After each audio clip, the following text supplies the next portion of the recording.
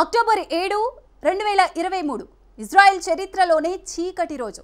Hamas ఉగ్రవాదులు surprise attacks తో tell అవీవ్ను నిలువునా వణికించేశారు. వందలాది మంది పౌరులను ఊచకోత కోశారు. డ్రోన్లు, రాకెట్లతో విరుచుకుపడి 250 మందికి పైగా బందీలుగా పట్టుకుపోయారు. అలాంటి ఉగ్రదాడి మన దేశంలో జరిగితే ఊహిస్తేనే వెన్నులో వణుకు పుడుతుంది కదూ. నిజమేంటంటే మన దేశం త్రుటిలో ఆ ఘోరం నుంచి తప్పించుకుంది. నిఘా వర్గాలు అప్రమత్తం అవ్వకపోయుండుంటే డిసెంబర్ 6వ తేదీ భారత చరిత్రలో చీకటి రోజుగా మిగిలిపోయేది. అవును, శ్రీనగర్లో అరెస్ట్ అయిన జాసిర్ బిలాల్ వానీ అలియాస్ డానిష్ ఆ నిజాలనే బయటపెట్టాడు. ఇంతకు ఎవరి డానిష్? ఢిల్లీ బాంబ్ బ్లాస్ట్లో ఇతడు బయటపెట్టిన షాకింగ్ నిజాలేంటి? డిసెంబర్ 6న టెర్రస్ డాక్టర్లు అసలేం ప్లాన్ చేశారు? Watch this.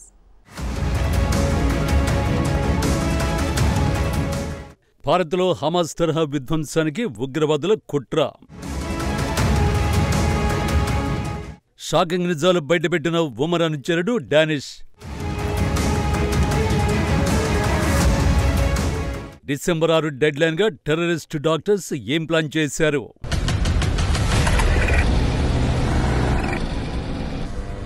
2023 అక్టోబర్ 7న ఇజ్రాయెల్పై దాడి తర్వాత హమాస్ విడుదల చేసిన వీడియో ఇది. ఈ వీడియో ద్వారా ఆపరేషన్ అల్-అక్సా ఫ్లడ్ ను ఎంత పకడ్బందీగా ప్లాన్ చేశారో యావత్ ప్రపంచానికి చూపించారు. సుమారు 6,000 మంది హమాస్ ఉగ్రవాదులు భూమి, సముద్రం, ఆకాశ మార్గాల ద్వారా ఇజ్రాయెల్లోకి చొరబడ్డారు. 119 చోట్ల బుల్డోజర్లు, మోటోబైక్లు, పారాగ్లైడర్స్, స్పీడ్ బోట్ల సాయంతో సరిహద్దులు దాటారు. నోవా మ్యూజిక్ ఫెస్టివల్లో 364 మంది సివిలియన్స్ ని చంపేశారు. బేరీలో 108 మంది, కఫారాజ్యాలో 50 మందిని పొట్టన పెట్టుకున్నారు. ఇళ్లలోకి చొరబడి పౌరులను ఊచకోత కోశారు. అధికారిక లెక్కల ప్రకారం 736 మంది సివిలియన్లు, 38 మంది పిల్లలు, 79 మంది విదేశీయులు, 379 మంది సైనికులు హమాస్ దాడిలో చనిపోయారు. 3,400 మంది వరకు గాయపడ్డారు. సుమారు 251 మంది సివిలియన్లు, సైనికులను కిడ్నాప్ చేసి గాజాకు తీసుకెళ్లారు. ప్రపంచంలోనే పవర్ఫుల్ నిఘా వ్యవస్థలున్న ఇజ్రాయెల్ ఈ దాడిని పసిగట్టడంలో దారుణంగా విఫలమైంది. ఢిల్లీ బాంబ్ బ్లాస్ట్ తర్వాత పరిణామాలు చూస్తుంటే భారత్ మాత్రం ఈ విషయంలో ఫెయిల్ అవ్వలేదు. ఎందుకంటే టెర్రర్ డాక్టర్స్ అసలు ప్లాన్ ఢిల్లీ బాంబ్ బ్లాస్ట్ కాదు.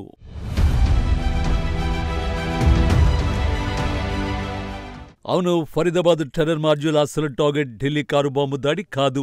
హమాస్ తరహాలో భారత్లో పెను విధ్వంసం సృష్టించడమే ఆ ఉన్మాదుల లక్ష్యం.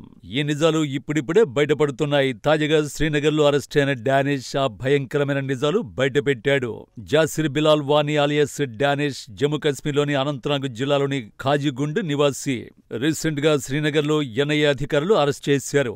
ఇతన్ని డ్రోన్ ఎక్స్పర్ట్ గా గుర్తించారు. భారీ డ్రోన్ల ద్వారా అత్యంత శక్తివంతమైన బాంబు పేలుళ్లకు కుట్ర పన్నాడు. ఢిల్లీ బ్లాస్ట్ ప్రధాన నిందితుడు ఉమర్ తో కలిసి ఈ ప్రణాళిక రచించాడు. టెర్రర్ మాడ్యూల్లో డానిష్ కూడా ఓ కుట్రదారుడు. ఇతడు డ్రోన్లు, రాకెట్ల ద్వారా ఎలా శక్తివంతమైన బాంబులు పేల్చొచ్చు, అందుకు సంబంధించిన సాంకేతిక సహాయాన్ని అందించాడు. ఆల్రెడీ బరువైన బాంబులను మోయగలిగే పెద్ద బ్యాటరీలతో అమర్చబడిన డ్రోన్లు తయారు చేసినట్లుగా దర్యాప్తు అధికారులు గుర్తించారు.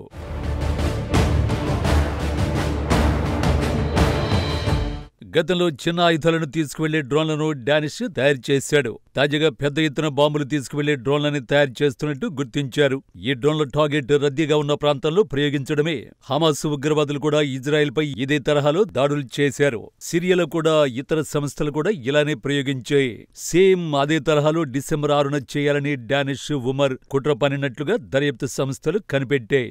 డ్రోన్ కుట్రలో భాగంగా 2024 అక్టోబర్లో కొల్గాంలోని ఓ మసీదులో డానిష్, ఉమర్ కలుసుకున్నట్టుగా గుర్తించారు.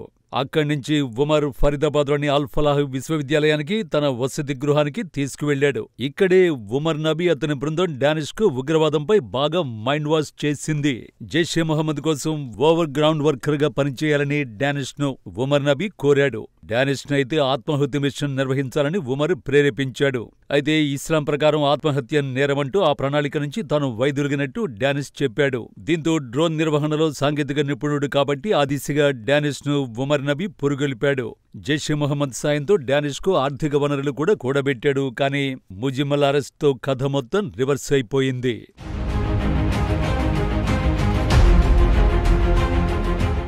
డిసెంబర్ 6 కోసం ప్రణాళిక చేస్తుండగానే సన్నిహితుడు ముజిమిల్ అరెస్ట్ అయ్యాడు. దీంతో ఉమర్ భయాందోళనలకు గురయ్యాడు. ఈ క్రమంలోనే కారులో సరిగ్గా అమర్చులని ఐఈడీ బాంబు ఒక్కసారిగా ఎర్రకోట దగ్గర పేలిపోయింది. ఈ ఘటనలో మొత్తం 15 మంది చనిపోయారు. ఈ ఘటనతో మొత్తం దేశవ్యాప్తంగా డాక్టర్ల బృందం రచించిన ఉగ్ర కుట్ర బయటపడింది.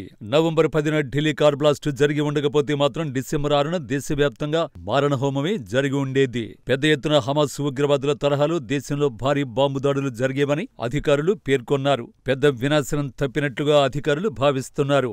ఈ మొత్తం వ్యవహారంలో నిఘా వర్గాలు అలర్ట్ అవ్వకపోయుంటే భారత చరిత్రలోనే చీకటి రోజుగా డిసెంబర్ 6 మిగిలిపోయి ఉండేది. కానీ ఉగ్రవాదులు డిసెంబర్ 6నే ఎందుకు ఎంచుకున్నారు? ఎందుకంటే బాబ్రీ మసీదు కూల్చివేత ఆ రోజే జరిగింది కాబట్టి. బాబ్రీ కూల్చివేత వార్షికోత్సవం సందర్భంగా భారీ ఎత్తున దాడులు నిర్వహించాలని వారు ప్లాన్ వేశారు. ముజిమిల్ అరెస్టుతో ఆ ప్లాన్ బెడిసికొట్టింది. భారీ ఉగ్రకుట్ర బట్టబయలైంది.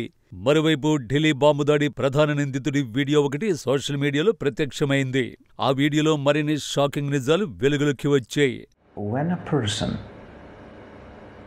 presumes that he is going for sure die at a particular place at a particular time, he goes against the presumption that a particular is going to die in a particular situation. It's not, you don't have situation. ఆత్మాహుతి దాడి చేసుకోవాలని చూసేవాడు భయంకరమైన mind set లోకి వెళ్లాలట. నాగరిక సమాజం దీన్ని అంగీకరించదంటూనే చావే తమ అంతిమ లక్ష్యమని భావిస్తేనే అది సాధ్యమవుతుందని ఉమర్ చెప్పుకొచ్చాడు. ఎర్రకోట బాంబు దాడి జరిగే ఒక రోజు ముందు అల్-ఫలాహ్ యూనివర్సిటీలో ఈ వీడియో రికార్డ్ చేసినట్టు తెలుస్తోంది. ఉగ్రవాది ఉమర్ నబీ ఈ వీడియోలో మాట్లాడిన మాటలు చూస్తుంటే ఢిల్లీ కారు బాంబ్ బ్లాస్ట్ పక్కా ప్రణాళికతోనే చేశారని, అందుకే అది జరిగే ఒక రోజు ముందు ఈ వీడియో చేశారని అధికారులు భావిస్తున్నారు. ఈ క్రమంలోనే ఉగ్రవాదికి సంబంధమున్న అల్-ఫలాహ్ యూనివర్సిటీపై ఎన్ఐఏ పూర్తిగా ఫోకస్ చేసింది. ఈడీ సైతం అల్-ఫలాహ్ వర్సిటీ ఆఫీస్, యూనివర్సిటీ ట్రస్టీలు, సంబంధిత వ్యక్తులు, వర్సిటీకి సంబంధం ఉన్న సంస్థల్లో సోదాలు చేపట్టింది. విశ్వవిద్యాలయం నిధులపై దర్యాప్తు చేయాలని ప్రభుత్వ ఆదేశాలతో ఈడీ ఈ మేరకు సోదాలు చేపట్టింది. వర్సిటీకి విదేశాల నుంచి అందే నిధులపై ఆరా తీస్తోంది. ఈ విచారణలో పాక్ లింకులు బయటపడితే అప్పుడు మొదలవుతుంది అసలు సిసలు యుద్ధం.